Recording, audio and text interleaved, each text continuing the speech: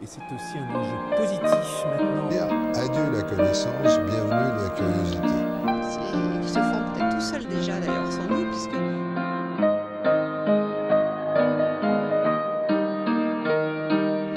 Bonjour Joël René. Bonjour.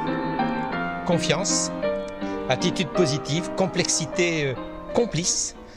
Autant de termes que vous utilisez qui sentent l'optimisme. Dans ce monde incertain pour beaucoup, peut-on parler d'optimisme ? J'aime pas parler d'optimisme parce que aussitôt on l'oppose à pessimiste et on a une vision binaire. C'est ou l'optimisme ou le pessimisme. Moi, je préfère parler d'esprit constructif, pragmatique et réaliste. J'essaye d'appliquer à moi-même. J'essaye toujours de donner des solutions possibles, ça c'est le pragmatisme.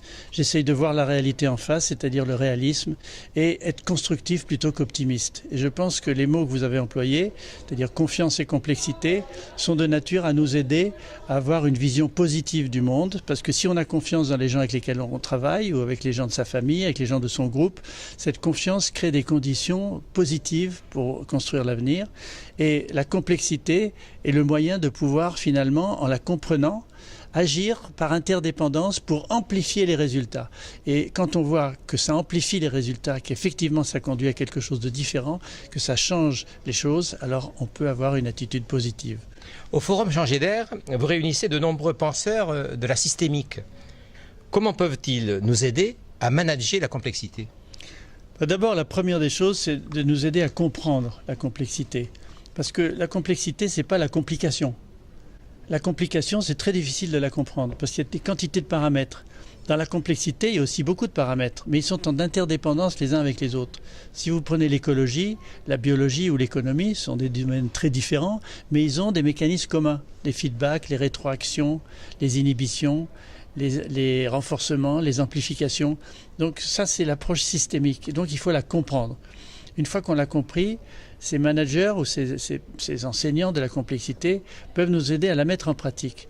Comment la mettre en pratique ? On met en pratique le management de la complexité par les actions interdépendantes, c'est-à-dire des actions qui se renforcent mutuellement les unes les autres. Comme une sorte d'acupuncture sociale, on pique à un endroit, on pique à l'autre, et hop, ça a un effet de synergie. L'important, c'est la synergie, c'est-à-dire le fait que des éléments petits se renforcent pour donner des effets très grands et très important. Et c'est cette synergie qu'on a du mal à comprendre parce qu'on est obsédé par l'analyse cartésienne, notre vision auguste-comtienne du monde, c'est-à-dire les mathématiques tout en haut et en bas les sciences sociales. Et donc pour sortir de ça, il faut pratiquer la complexité. Et le meilleur moyen, le meilleur théâtre pour pratiquer la complexité, c'est l'action sur le terrain et l'évaluation sur le terrain. Le thème de cette troisième édition du Forum Changer d'air, c'est le retour à l'humain au-delà de la révolution numérique. Mais alors, comment construire une société digne des valeurs de l'homme ? D'abord, il faut se désintoxiquer de l'excès d'information. Nous sommes dans une évolution exponentielle, tout va de plus en plus vite, et notre réflexe, c'est de nous connecter de plus en plus. De toute façon, il y a une pression énorme sur nous, à la fois des industries, des commerçants et des constructeurs de matériel, pour nous brancher en permanence. C'est-à-dire pour capter notre attention. Capter 15 secondes d'attention, ça vaut beaucoup pour eux.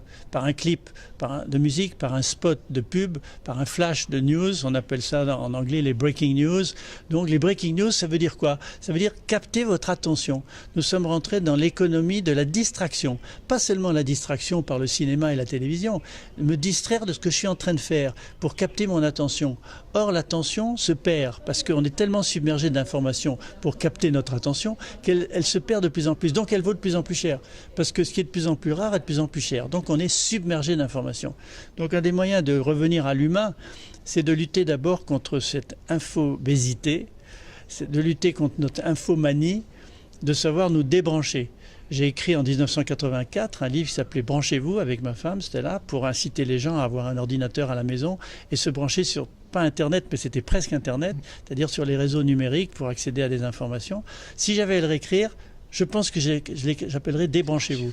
C'est-à-dire comprenez à faire la diététique de l'information, comme sur le plan alimentaire, de ne choisir l'information que quand elle est pertinente pour vous, de faire des pauses, de faire des arrêts, de faire des respirations, faire en sorte que cette information, ce flux, ce surf sur l'information, se transforme en une mémoire longue, donc en un apprentissage, et donc une meilleure capacité d'approfondir ses décisions avant l'action. L'éducation est souvent utilisée par l'ensemble des intervenants au Forum Changer d'air.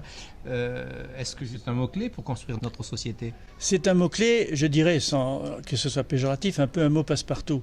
C'est-à-dire qu'on a tout de suite ce réflexe. L'éducation des enfants dans l'école maternelle, l'éducation du collège, l'éducation à l'université, l'éducation permanente, l'éducation dans l'entreprise, l'éducation des politiques décalées par rapport au monde du numérique. Tout ça recouvre la même chose. Il y a des décalages de savoir, des décalages de connaissances, et on peut y remédier par l'éducation. Mais je crois, moi, beaucoup à la coéducation. C'est-à-dire le fait que les gens qui savent peuvent, grâce aux réseaux numériques, grâce aux réseaux sociaux, grâce au MOOC, au Massive Online Open Course, en français des cours massifs en ligne libres et ouverts, je pense que chacun peut devenir un enseignant pour un autre. Il y a toujours dans la société quelqu'un qui en sait un peu plus qu'un autre sur quelque chose, ne serait-ce que dans l'entreprise ou à l'extérieur de l'entreprise. Et cette personne qui en sait un petit peu plus sur le jardinage, un petit peu plus sur comment élever des enfants, un petit peu plus comment vivre sans médicaments, eh bien, cette personne peut bénéficier des réseaux, pas seulement des réseaux sociaux, mais des réseaux numériques, des blogs, d'Internet, pour pouvoir faire de la coéducation. Et je crois beaucoup, et j'avais écrit pour Educavox un article sur la coéducation intergénérationnelle. Je crois beaucoup à ce que les jeunes puissent former les seniors à l'utilisation interdépendante de tous ces outils du numérique, parce qu'il n'y a pas que le smartphone, il y a aussi les applications, il y a aussi les logiciels, il y a aussi les voitures connectées, les télévisions connectées, tout ceci arrive. Et en même temps, en retour, les seniors peuvent aider les jeunes par coéducation à mieux intégrer, contextualiser ces informations dans un contexte politique, social, économique, philosophique, voire spirituel. Merci beaucoup, Joël Dronet. Je vous en prie.